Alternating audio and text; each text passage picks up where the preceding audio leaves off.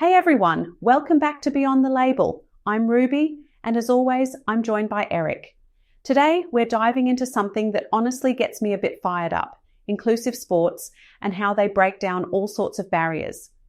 Eric, you ready for this?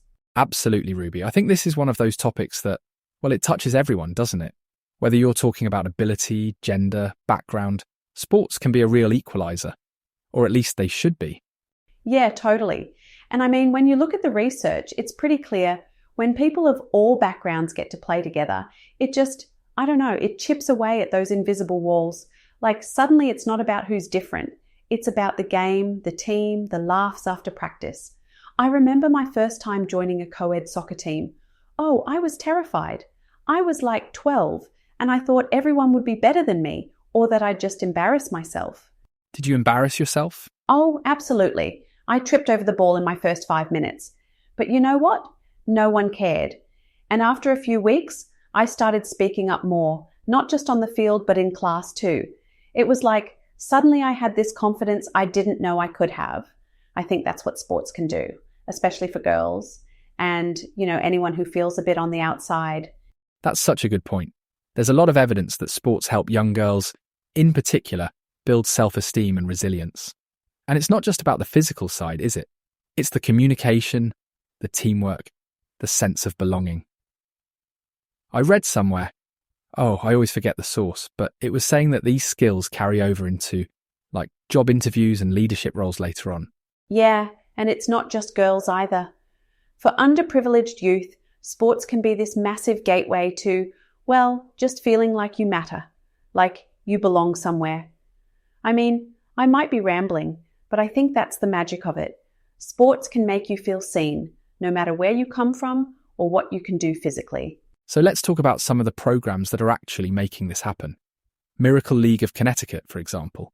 They're doing incredible work with adaptive baseball. And then there's Oak Hill Schools, adaptive sport and fitness. These aren't just, token efforts. They're building real communities. Yeah, and it's not just about letting people play, it's about making sure everyone feels like they belong. I mean, I've heard parents say their kids found their first real friends through these programs. That's huge. Absolutely. I came across a case study from Oak Hill. There was this wheelchair basketball program, and one of the participants, I think he was about 16, said it was the first time he felt like part of a team. Not just included, but genuinely valued, and his confidence just skyrocketed. His mum said he started volunteering at school, speaking up in class, all sorts of things. It's that ripple effect, isn't it? Yeah, and it's not just about the physical fitness, though. That's obviously important. It's the empowerment, the friendships, the sense of hey, I can do this. And honestly, I wish more people knew about these programs. Sometimes they're a bit under the radar, but they're changing lives. And it's not just for kids either. Adults with disabilities, people from all backgrounds, these programs are for everyone. It's about creating a space where everyone can thrive, not just participate. Yeah, and I think that's the key. It's not about ticking a box for inclusion. It's about actually building a community where everyone feels like they belong. That's what makes the difference. So let's talk about the people who make all this possible. The coaches. I mean, coaching for inclusion, that's a whole different skill set, isn't it? Oh, totally. I actually interviewed a coach a while back. She ran this local footy club, and she realized a lot of kids couldn't afford the fancy adaptive gear.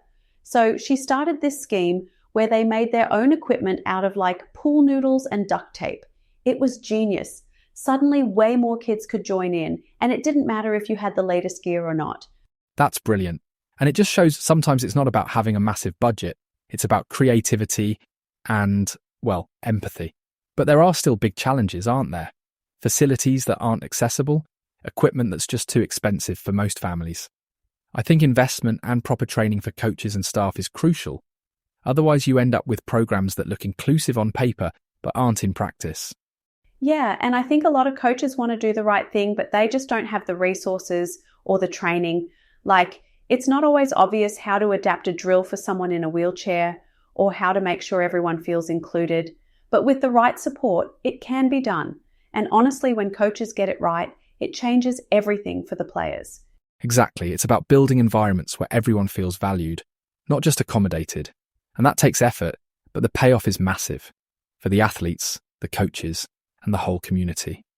All right, I reckon that's a good place to wrap up for today. There's so much more we could talk about, but we'll save it for another episode.